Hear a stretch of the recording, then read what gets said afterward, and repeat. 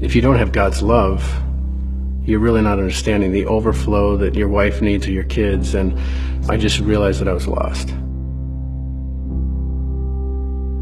Jamie and I were on different paths. He was busy working, I was busy staying at home with our new daughter, and we just began to drift a bit. And I really had this, the lack of self-worth was this huge, humongous hole in my heart. And I wasn't able to get it filled by him. And I was upset at that. I tried to manipulate, I tried to control, I tried to cry my way into getting him to love me enough to fill these huge needs that I had in my heart. We're really not given a manual and instruction on how to be a husband or what you're supposed to do even as a man as you start to have these responsibilities of a job and the stresses. I felt that it must have been me, it wasn't enough. And so, of course, I didn't want to share that with anybody else because then everyone else would know my secret that I wasn't enough.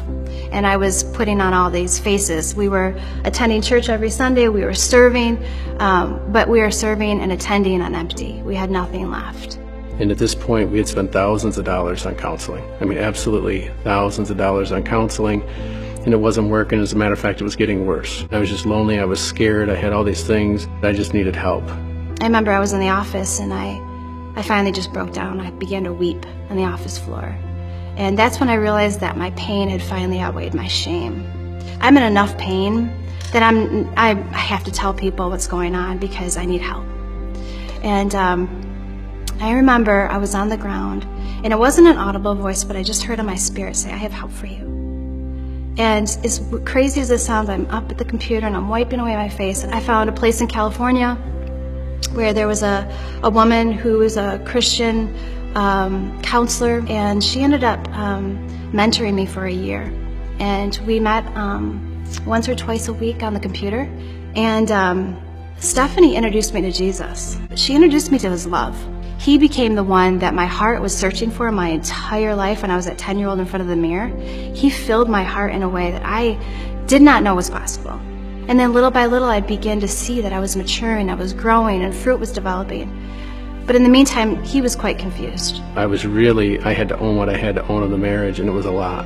Because the destruction, the hurt, the pain that I caused her. Jamie went to California because of the woman that I was counseling with. Her husband owned a center. I knew that I needed to go. I mean, the marriage was done. There was nothing living, there was nothing that could have been restored. It was completely done. And from that point, I just realized that I needed to take time.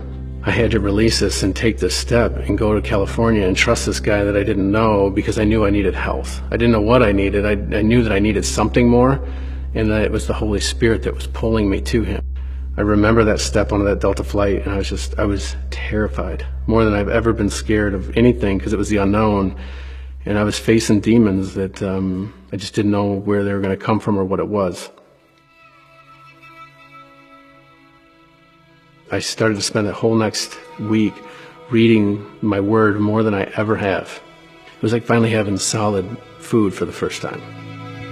And it was through then that I really started to capture this craving for him.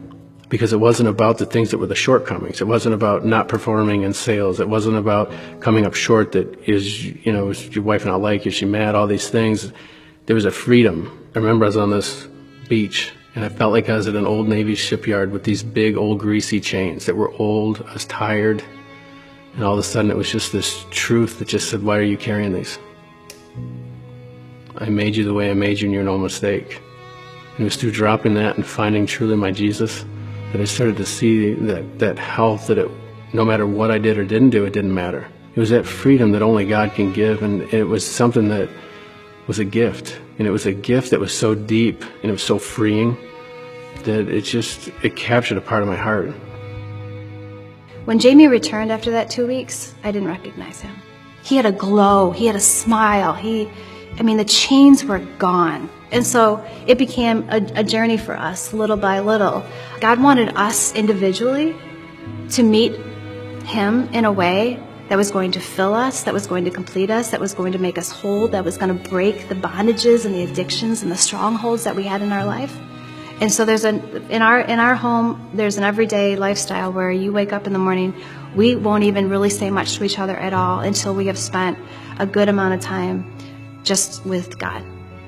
Because we have nothing to give one another, we have nothing to give to our children, and we have nothing to give to anybody else around us until we're first filled. That is what has brought our marriage together. If that doesn't tell you there's power in prayer, that there's intimacy in prayer, that there's vulnerability in prayer, and these are all the dynamics that breed a healthy marriage, I don't know what else is going to save a marriage. Right there, it's bulletproof, just prayer in itself. You talk about living for Jesus. I'm not perfect. I'm far from it, but I truly understand that when it comes down to how broken I was, I really am, and it's the greatest and most freeing thing to say, that I'm truly a beggar that just understands where the bread is. And I just want to share that.